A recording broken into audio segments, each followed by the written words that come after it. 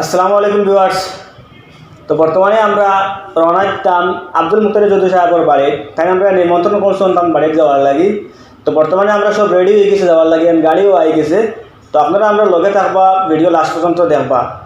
আর চলুন এখন আমরা যাত্রা শুরু করি।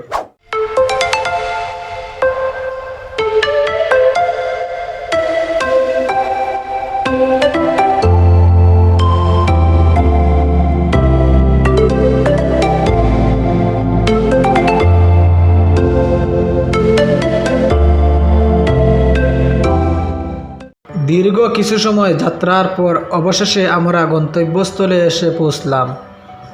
এখানে আগে থেকেই অনেক মানুষ খাওয়া দাওয়া করিতেছিলেন, তাই আমরা কিছু সময় এদিক ওদিক ঘুরে দেখি। এরই ফাঁকে এখানে আমাদের অনেক দর্শকের সাথে সাক্ষাৎ হলো। দর্শকদের সাথে অনেক সময় গল্প করার পর আমরাও খাওয়া দাওয়া সেরে নিলাম।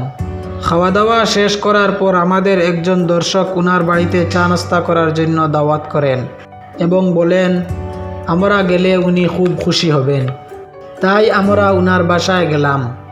অনেকক্ষণ উনার সঙ্গে গল্প করলাম এবং চা নাস্তা সেরে নিলাম। তারপর উনি বরাকণ্ঠকে নিয়ে উনার মতামত প্রকাশ করলেন। আমার নাম কবির হোসেন চৌধুরী, বাড়ি তো বনমালী রোড, করিমগঞ্জ। পেশায় আমি শিক্ষক, Nilambazar SB Vidyaniketan higher secondary স্কুলের শিক্ষক।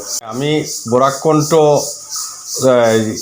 চ্যানেলের একজন ফ্যান হিসেবে বলছি কথাগুলো। তো আপনার এই বরাকণ্ঠের প্রত্যেকজন অভিনেতার অভিনয় আমার কাছে খুব ভালো লাগে।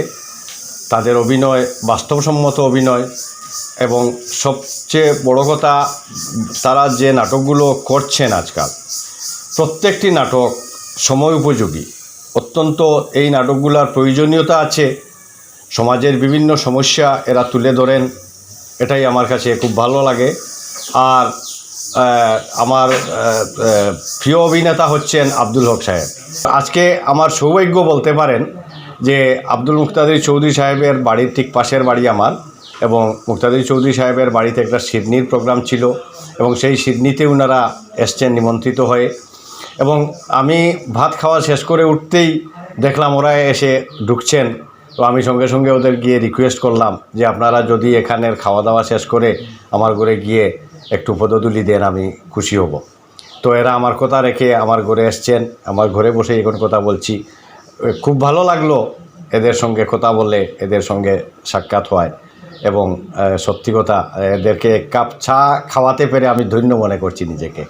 তো আমরা যেন বরাকণ্ঠর নাটকগুলো দেখি, বরাকণ্ঠের বিভিন্ন প্রোগ্রাম যেন দেখি। আমার মনে হয়, আমার বিশ্বাস, আমার আশা প্রত্যেকের কাছে ভালো লাগবে, অবশ্যই ভালো লাগবে। ধন্যবাদ সবাইকে। অনেকক্ষণ বসার পর উনার কাছ থেকে বিদায় নিয়ে আমরা চলে এলাম আব্দুল মুক্তাদির চৌধুরী সাহেবের বাসায়। এখানে এসে অনেকক্ষণ উনার সাথে গল্প করার পর উনি বরাকণ্ঠ নিয়ে কিছু কথা বললেন। চলুন শুনে নেই। আজকে আমার এখানে একটা গেট টুগেদার ছিল, আমাদের পুরানা বন্ধুবান্ধবকে নিয়ে একটু আলোচনা চা চক্রের মতো করেছিলাম আমরা। এখানে বরাকণ্ঠ ওনার পুরা স্টাফ নিয়ে, সব কর্মী নিয়ে এসে উপস্থিত হয়ে আমাদের যে আনন্দিত করেছেন, আমরা এত আনন্দিত হয়েছি। তারা যে সময় করতে পেরেছে তার জন্য আমি বরাকণ্ঠকে আন্তরিক ধন্যবাদ জানাই। বরাকণ্ঠর ভবিষ্যৎ উজ্জ্বল হোক। আমরা আমাদের সমস্ত সহযোগিতা আগ বাড়িয়ে দেব। গ্রামীণ একটি সংস্থা গড়ে উঠেছে, এটাকে সবাই সাহায্য করা প্রয়োজন। এবং বরাকণ্ঠ দিনে দিনে যেভাবে গ্রামে গঞ্জের খবর থেকে নিয়ে সব কিছু নিয়ে যেভাবে জনসমক্ষে তুলে ধরছে, তারা খবর পরিবেশন করেন, খবর তৈরি করেন না। আমি তাদের প্রত্যেক কর্মীকে আমি আন্তরিক ধন্যবাদ জানাই, মোবারকবাদ জানাই। এবং এভাবে আমরা মাঝে মধ্যে বসবো, এখানে বসবো, বাড়ির গ্রামে বসবো, অন্যান্য জায়গায় বসবো, সামাজিক অনেক কথা আলোচনা করব। সমাজকে কিভাবে এগিয়ে নেওয়া যায়, কিভাবে সাম্প্রদায়িক সম্প্রীতি রক্ষা করা যায়, কিভাবে গোষ্ঠীতে এটা পৃথক করে নেওয়ার যে প্রচেষ্টা চলছে, সব এক হয়ে আমরা কিভাবে দেশ গঠনের কাজে রাখতে পারি, সমাজ গঠন করতে পারি, সমাজকে কিভাবে এগিয়ে নিতে পারি। সমাজে আমাদের আজকে সমাজকর্মী খুব অভাব হয়েছে, অত্যন্ত অভাব হয়েছে, যেটা বলার নেই। এই সমাজকর্মী আমাদের তুলতে হবে এবং সমাজের কথাগুলা তুলে ধরতে হবে। সমাজ আজকে কী চায়? আজকে আমরা প্রতিটি ব্যাপারে লাঞ্ছিত, বঞ্চিত, অবহেলিত, প্রতিটি ব্যাপারে আমাদের সংগ্রাম করতে হয়। আজকে সেই যারা যুবক ভাইরা আছেন তারা যদি এগিয়ে আসেন এবং সমাজের যারা অনুন্নত, যারা পিছিয়ে পড়ে আছে, শিক্ষায় হোক, অর্থনীতিতে হোক, সামাজিকভাবে হোক, তাদের নিয়ে যেভাবে এগিয়ে আসতে পারেন, যেভাবে তারা সমস্ত সমাজকে এগিয়ে আনতে পারা যায়, তার প্রচেষ্টা করার জন্য সমাজকর্মীর প্রয়োজন আছে। বক্তৃতা দিয়ে সমাজকর্মী প্রস্তুত করা যায় না। সমাজের চিন্তা, যারা নিজের চিন্তা করেন তারা সমাজের চিন্তা কখনো করতে পারেন না।